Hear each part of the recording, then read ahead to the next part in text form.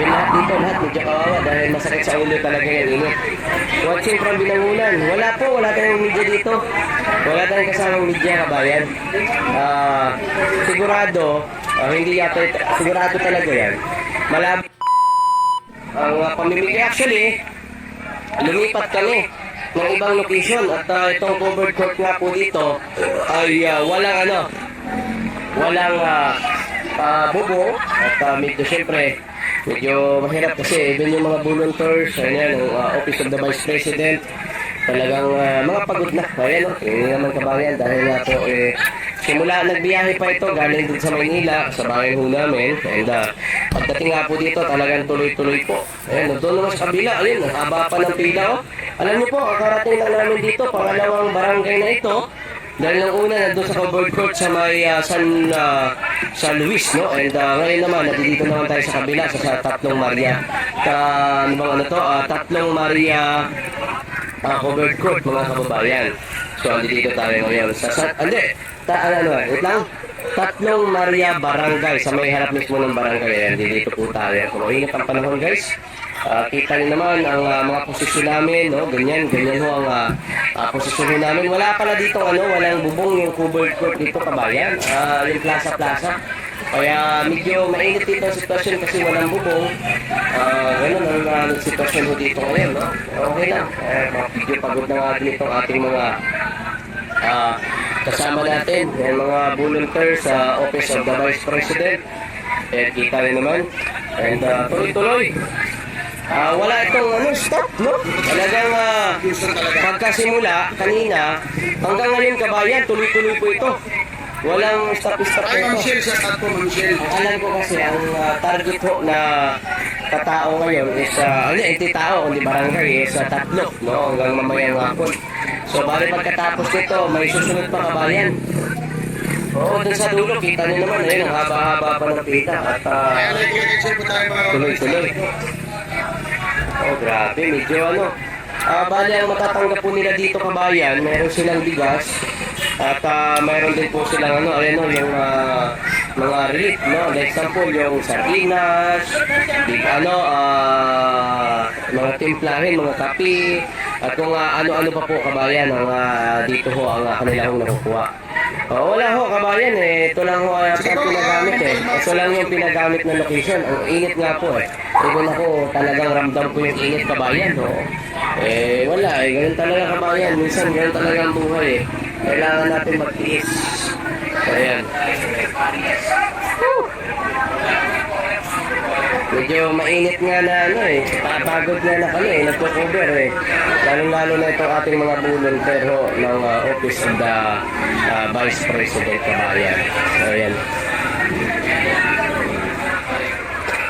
So doon sa dulo yun yung listahan dito mga bigas and may mga relief and tuloy-tuloy grabe init talaga. Ano bang oras natin ngayon?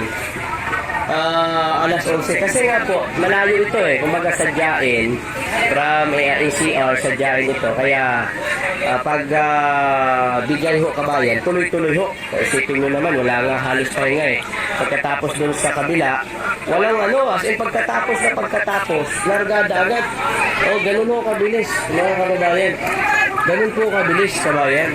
Meron pa sir, ganun po kabilis. Medyo pagod na rin yung ating mga volunteers. Iba dito. Hindi iba. Halos lahat yan. Galing talaga yan sa ACR pa sila. Labing init ng panahon kabayan, pero okay lang. Don't worry, survive din ito pagkatapos mga mamaya nito talagang pagod-pagod dito sila. Kasi ang init ng panahon Ayan tuloy-tuloy. Nanay, nagpasalamat si nanay. Salamat daw, galing ito kay Duterte. Hindi naman po, ito naman po ay galing po sa Office of the Vice President. At sa autos po yan, may pinakamamahal nating VP Sara Duterte. Ayan. Hello Ma'am Chrissy, good morning. Welcome back. Good afternoon. Anong oras na ba dyan? Oo. Kasi dito, tanghaling tapat na dito sa Pilipinas At tuloy-tuloy pa rin po, kabayan. Ang pagdagsa ng actually kanina pa ito ilang minuto na po na aming nabigyan, ito rin naman, ito yung final. And doon sa dulo, doon sila magpapalista. Gutihan po, Tropang Bisaya, Pilipino Boy, magandang umaga. Maraming salamat po. Ingat nga ng panahon eh. Si Sir Saraos nga, ayun o, pagod-pagod na o. Wala na. Sunog na naman mga kababayan. Oo, ang aga namin kanina, di ba? So, pero pagkatapos doon sa kabila, lumipat agad. Medyo matagal-tagal din kanina eh. Doon sa kabila eh. Oh, marami doon kanina kabayan sa kabila. And dito, siyempre medyo kawawa kasi mainit ang panahon, lahat naman. Even lahat dito, lahat medyo kawawa dahil masakit sa ulo talaga yung init. Watching from Binangunan. Wala tayong media dito. Wala tayong kasamang media kabayan. Sigurado talaga yan. Malabo niyo po ito makita mamaya kabayan sa media sa balita. Wala ho ito. Kasi nga po, kaya nga ako din magpapasalamat at kami po narito. Kasi kung wala po kami, malamang sa malamang, hindi ko ninyo makikita na ito po mga sacrifice na ginagawa po ng mga volunteer, sa autos po ng ating mahal na VP Sara Duterte kabayan. Ayan. Ang dami. Ayan. Ingat kayo dyan. Magpayong kayo. Ayan nga, ang problema nga lang namin, hindi kami nakadala ng payong. Oo. Pero yun nga, kung may magpa-ice cream mamaya, why not, ano? Ingat kayo dyan, magpayong patay na siguro media o baka mga nabangag na. Wala eh. Wala tayong nakita dito na kahit isang media kabayan. Sana nga.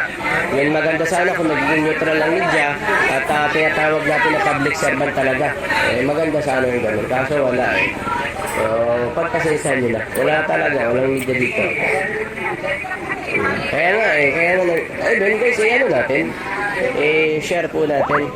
Marami din nagpapasalamat syempre. At dahil syempre, sa pamagitan ng ating live, at inyong nakikita ang mga kaganapan mo dito. Kasi, ay nako. Paano, alam niyo, iniisip ko nga ngayon, paano kung walang vlogger? Paano kung walang YouTube Facebook? Paano na lang kaya yun? Sabagay, di ba? Yun ang mahirap eh. Kung walang YouTube, hindi niyo ito makikita. Paano niyo makikita yung kanyag ba? Na wala namang nangyayari ho. Di ba? Ito nga, tuloy-tuloy kabayan. Talagang init na panahon. Ang haba pa din sa kabila eh. Ito, ang haba pa dito kasi parang hindi ko natin kasi kaya yung magkainit na kabayan. Sumasakit din talaga yung ulo ko. Kasi nga po, ilang beses na kami nagpapainit, di ba? Ayan doon sa dulo, ang dami pang nakapila eh. Kaya nga minsan, nahirapan din ako kabayan pag magbabad ako sa init katulad nito, sumasakit yung ulo ko. Oo, kaya pagpasensyahan nyo na po. Ayan dami pa rin nakapila dito kabayan. Wala man lang dito, kung may paling sana kami, sana kaso hindi ko rin expected eh. Wala pala ditong bubong kabayan. And okay lang, pagpasensyahan na po ninyo. Ayan sana kung may dala kaming payo. Wala, ito lang. Tingnan nyo naman, wala talagang wala talagang bubong dito. Kaya lahat hindi lang naman yung mga kababayan natin nakapila yung kawawa, even yung mga volunteers, even yung mga sa office of the Vice President, kasi umaga pa lang, nagbiyahe pa yan eh. Biyahe pa yan, galing pa yan ng Manila, sa bayan namin. And mas pagod kabayan, oo. Tapos hindi man lang natin makikita ang problema, hindi man lang natin makikita ito sa media. Yun ang problema talaga, no? Kaya ako nagpapasalamat at kaso po'y nakarating dito kabayan. Dahil nga po sa pamagitan nito ay naipapakita ko po sa inyo ang mga totoong nangyayari po dito kabayan. But don't worry, sa susunod po na lakad po natin, ako po, personally, ay magdadala na po ng payo. Hindi ko talaga expected ganito pala kabayan, na walang bubong. Oo, hindi ko expected kabayan na walang bubong. Kaya kung alam ko lang, nagdala ko. Kasi mahirap ito jacket ko, tinanggal ko na nga Ginawa ko ng tapos, papatikusin pa kami ng may mga saltik dyan na vlogger, no? Na kaysa ganito. Yung iba, may doubt daw sa amin. Diba? Putik hindi pa ito sapat yung ginagawa namin. sa mga tulong guys na mga bumabanat sa amin ho dyan, yung mga bagong sibol dyan, hindi pa ba sapat kasi nakita daw kami nag-repack kabayan, may doubt daw, ganon. Ha, may doubt? Talaga ba? Talaga ba? May doubt? Talaga may doubt? Init ng panahon ko eh. Dito tayo kabayan, at tuloy-tuloy po ang pila dito kabayan. Ayan, doon sa kabila, pila pa eh. Tuloy-tuloy, ang haba pa nga eh. Ayun o. Wala kasi akong payo, may sakit sa ulo. Sakit sa ulo, magpagala-gala ba? Bila muna, silong muna tayo. Sakit ang ulo ko. Ay, sakit. Mabiling init talaga. Sabayan ito, nag-joke na. Oo. Sorry na, good morning, good afternoon. Maraming salamat po. Thank you sa pag-bisita. Medyo ano pa ito, may susunod pa ito dito eh. So, talagang tuloy-tuloy. Kahit ibalita ng media ang yes at nakikita ang tunay. Kaya ang kabayan eh. Marami pa. Totoo yan. Pero siyempre, kailangan po ninyo makita yung mga kaganapan dito. Tandaan po ninyo, hindi po ako inutusan dito na i-cover ito. Bagtos gusto ko lamang i-cover sa Pilipino, kasama sa bansang ito, para makita po ninyo na talagang may ginagawa kabayan. Hindi lahat ng vlogger nakapunta eh, kasi malayo ito eh. So hindi ho lahat ng vlogger nakapunta po dito. Kasi kung siguro mga bandang ano lang ito, Cavite, kung nagkatao na ganon, baka lahat kami andi dito. Kaso hindi eh. Oo. Kailangan namin mag-angkas-angkas sa motor para kami ay maharating ho rito kabayan. Kailangan kasama ka. Inita sa panahon guys. Grabe. At yun guys, tayo na lang mag-share sa mga kababayan natin. Share na lang po natin. Gamitin natin, di ba? Kasi sa DDS, gamitin natin yung mga Facebook natin, YouTube, Facebook, TikTok. Gamitin natin. Kunin nyo itong mga video ko, kabayan. Hindi ko kayo pagbabawalan. Kunin nyo po ang video ko, i-post nyo po sa Facebook, sa YouTube, sa TikTok, wala pong problema. Kunin nyo po, kabayan, wala pong problema. Pakalat nyo po, kabayan. And mag-like kayo, mag-subscribe, no? Dahil marami pa tayong mga eco-cover na yan po ay sa utos ng ating mahal na Vice President Sara Duterte. Hindi, wala. Sa bagay, kasi kung may bayad dito, ang pag-cover dito, andi dito ang media. Kaso, di ba, mga bayaran din yan, di ba? Andi dito, kaso wala eh. So mamaya, wala kayo mababalitaan sa media na ganyan.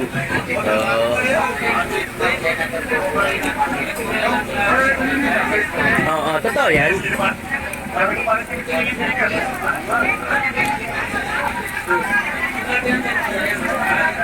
Wala ho, kabayan. Balita ng media, malabo. Wala nga ako nakikita ng media dito eh. Saan ba? Si Madam? Media ka, Madam? Wala nga ako nakikita ng media dito, kabayan eh. Di ba? Kaya mamaya, walang ibabalita yan sila about dito. Kaya magsama-sama kayo dyan mga kababayan ko, mag-share nyo itong video natin and kunin nyo sa YouTube ko, walang problema, pang-upload nyo kahit saan nyo gusto para malaking bagay na rin yan kapag nakita po nilang ba may mga ganito ba, diba? Tingnan mo, pagod na pagod yung mga bulong to, so ayan dito tayo ngayon sa Taal, kabayan. Actually, kakagaling lang natin doon sa San Luis. And lumipat lang kami, kabayan. Lumipat kami sa pangalawang barangay. And ang target kasi nito 3 eh, bago mamayang hapon. So, ibig sabihin, after this, meron pa susunod, kabayan. Mayroon pa po susunod pagkatapos po nito. Hindi po ito dito nagtatapos, kabayan. Hindi naman ibanalitan ng news media yan kasi wala silang kita. Wala nga eh. Tataas pa yung ni BP pag binalitan nila ito. Kita nyo naman. Basta sa mga programa ng Office of the Vice President,